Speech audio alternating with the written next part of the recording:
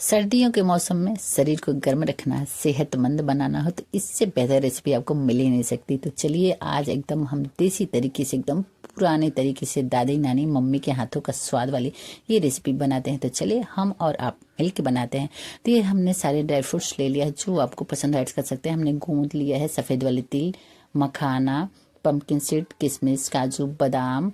और चलते हैं गैस की तरफ। गैस पैन में कढ़ाई रखते हैं, इसमें डाल दिया है देसी घी। घी जब गर्म हो चुका है तो इसमें डाल देते हैं बादाम। इतना ही डालना है जिससे अच्छे से फ्राई हो जाए और आपका घी भी खराब ना होता। देखिए हमने थोड़ा सा कम ही डाला है, थोड़ा थोड़ा करके इसमें फ्राई कर लेते हैं।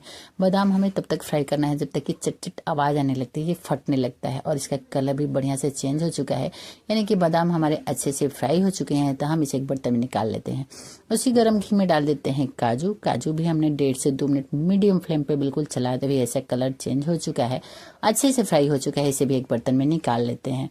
अब उसी में डाल देते हैं हम किशमिश। किशमिश थोड़ा थोड़ा करके ही फ्राई करें क्योंकि ज़्यादा जगह लेता है, बिल्कुल फूल जाता है एकदम बैलून की तरह, जैसे आप देख रहे हो ना, बिल्कुल छोटे छोटे एकदम फूले फूले हो चुके हैं। इसे भी फ्राई करके निकाल लेते हैं। और ये हमारी पंपकिन सीड, आप स्किप भी कर सकते हैं, जो खाते हो ड्राई फ्रूट्स ऐड भी कर सकते हैं। इसे भी फ्राई करके निकाल लिया। अब ये डाल लेते हैं गोंद। ये बहुत ही हेल्दी होता है, इसे जरूर खाएं, या हर महीने में आप खा सकते हो। तो इसे भी हमने फ्राई कर लिया है, थोड़ा थोड़ा करके फ्राई करें जिससे अच्छे से फ्राई हो जाए। बिल्कुल ये मखाने की तरह फूल गए हैं और हाथों से जैसे आप दबाओगे ना तो बिल्कुल सॉफ्ट फूटने लगे, यानी कि अच्छे से गोंद फ्राई हो चुके हैं। हमने आधा चम्मच में मखाने को भी भून लिया है, बिल्कुल देखिए भून चुके हैं, एकदम फूटने लगता है हाथों से दबाने पे। तो इसे भी एक बर्तन में निकाल लेते हैं। फिर सूखी कढ़ाई में बिना घी के, जैसे आप देख रहे हो, हमने सफ़ेद वाली तिल 2 कप के लगभग है, इसे भी भून लेते हैं। इसे भी हमने 4 से 5 मिनट भून लिया है। इसमें भी बहुत आवाज़ें आने लगती है और इसका कलर चेंज हो चुका है, जैसा आप देख रहे हो। वो भी हमारा तिल भून चुका है सफ़ेद वाला। अब इसी सूखे कढ़ाई में डाल लेते हैं नारियल का लच्छा। हमने लिया था, आप चाहो तो गोला भी ले सकते हैं, उसे ग्रेट कर सकते हो, जो आपको पसंद हो। तो ये नारियल भी हमारा भून चुका है, जैसा आप देख रहे हो, कलर चेंज हो चुका है। सबसे एकदम महत्वपूर्ण चीज़ है ये तीसी। इसे आप लोग अलसी बोलते हैं, हम लोग गाँव में इसे तीसी बोलते हैं। वैसे ही सूखी कढ़ाई में डाल देते हैं तीसी, यानी कि अलसी। इसे 5 से 7 मिनट लगातार मीडियम टू लो फ्लेम पे लगातार चलाते हुए हमें भूनना है। एकदम सोना सोना इसका खुशबू आने लगता है और इसमें से बहुत आवाज़ें आने लगती हैं, चट चट, यानी कि हमारा ये अलसी भून चुका है। इसे एक बर्तन में निकाल देते हैं।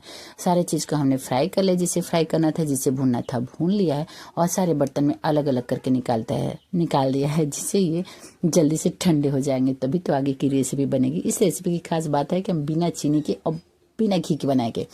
बहुत ज़्यादा घी हम नहीं डालेंगे और बहुत ही टेस्टी बनाएंगे, एकदम पुराने तरीके से देसी स्वाद। तो ये हमने मखाना का पाउडर बना लिया है, बहुत बारीक, हमने किसी का भी पाउडर नहीं बनाया है। और उसके बाद डालते हैं काजू और बादाम एक ही साथ, इसका भी हम इसे पाउडर बना लेते हैं। सारे ड्राई फ्रूट्स का हमने थोड़ा सा दरदरा ही पाउडर बना है, जो मुंह में आता है ना तो बहुत अच्छा लगता है, जिसके थोड़े थोड़े छोटे छोटे टुकड़े आते हैं। तो आप चाहो तो फाइन भी कर सकते हो, लेकिन थोड़े से दरदरे से बनाए तो बहुत अच्छे लगते हैं। अब ये नारियल का लच्छा, इसे भी ग्राइंड कर लेते हैं। इसे भी उसी एक बड़े से बर्तन में हमने सारे ड्राई फ्रूट्स का ये पाउडर जो तैयार करके रखा है रख लेते हैं। और पंपकिन जो सीड है इसे भी ग्राइंड कर लेते हैं और इसे भी उसी में हम डाल देते हैं। सब सारे ड्राई फ्रूट्स का पाउडर हम एक ही बर्तन में डाल देते हैं।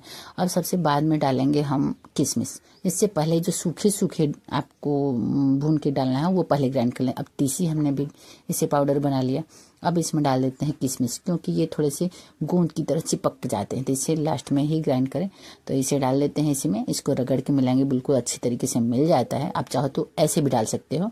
अब इसमें डाल देते हैं गोंद। देखिए एकदम फूले फूले हो गए हैं ना, तो ये अच्छे से फ्राई हुए हैं। इसे ग्राइंड कर लेते हैं। थोड़ा सा हम ज़्यादा चला के ग्राइंड किए हैं, लिक्विड की तरह हुआ, जिससे लड्डू बांधने में को घी की ज़्यादा ज़रूरत नहीं पड़ेगी।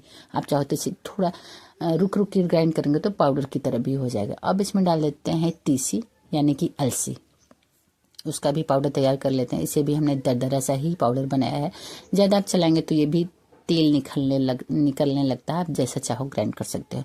तो हमने थोड़ा सा दरदरा सा पाउडर बना लिया है। अब गैस पे रख देते हैं कढ़ाई, फ्लेम ऑन कर देते हैं, हाई कर देते हैं, आधा कप पानी डाल देते हैं।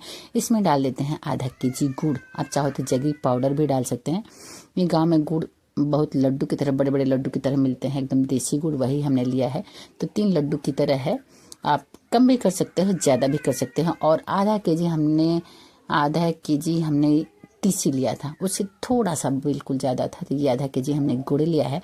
आप कम ज़्यादा कर सकते हैं। ये देखिए गुड़ में बढ़िया से उबाल आ रहा है, इसे हम 4 से 5 मिनट पकाएंगे और देखेंगे। देखिए ये एकदम लस्सी की तरह हो गया है। बिल्कुल हमें कड़ी चाशनी चाहिए, एक तार की चाहिए, लेकिन हमारी चाशनी बिल्कुल परफेक्ट हो चुकी है। देखिए एकदम ये बॉल की तरह इकट्ठा होने लग रहा है, यानी कि हमारी चाशनी बढ़िया से हो चुकी है। गैस का फ्लेम ऑफ कर देते हैं। इधर उसी के साथ हमने ये कढ़ाई रख दिया था, एक ही साथ बनाया था। उसमें डाल देते हैं 4 बड़े चम्मच देसी घी। घी गर्म हो गए तो उसमें डाल देते हैं 1 कप भर के हल्दी और आधा कप भर के डाल देते हैं सौंठ। सौंठ मतलब ये जो अदरक सूखा होता है उसका पाउडर बनाया जाता है कूट के। आप चाहो तो रेडीमेड भी ले सकते हो।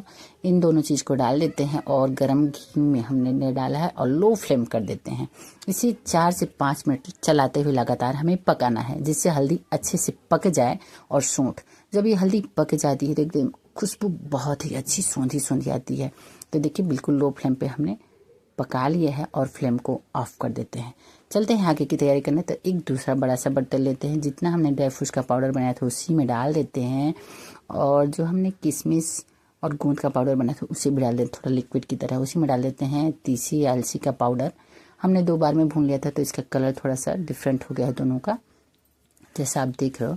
सारे चीज़ों को अच्छे से रगड़ रगड़ के दोनों हाथों से मिला लेना है, जिससे अच्छे से बढ़िया सा ये सारे मिश्रण एक बराबर मिल जाए।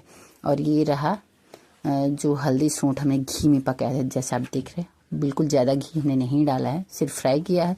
और 4 बड़े चम्मच हमने हल्दी सौंठ में डाला। आप सौंठ नहीं खाते हो तो इसे स्किप भी कर सकते हैं। तो ये अभी बहुत गर्म है, इसका ध्यान रखें और हाथों से रगड़ रगड़ के अच्छे से मिला लें।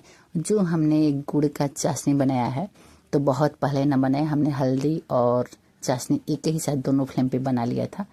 तो ये देखिए हमारे मसाले अच्छे से मिल रहे हैं, यानी कि मिला लेते हैं रगड़ रगड़ के, जिससे क्योंकि अभी गर्म है तो गर्म का ध्यान रखें। जो हमने किशमिश को ग्राइंड कर लिया था ना, ये थोड़े जैसा आप देख रहे हो गूंद की तरह हो चुका है। इसे फोड़ के हाथों से अच्छे से मिला लें तो आपकी ये टेस्टी रेसिपी बन के तैयार हो जाएगी। इस रेसिपी को बहुत पुराने तरीके से हमारी दादी नानी माँ सब कुछ बनाता था। ये आज भी उतनी ही टेस्टी लगती है। सबसे खास चीज़ ये कि बहुत सेहतमंद होती है। तो इसे बना ले तो देखिए हमारा बढ़िया से मिश्रण तैयार हो चुका है, बंध रहा है लड्डू की तरह।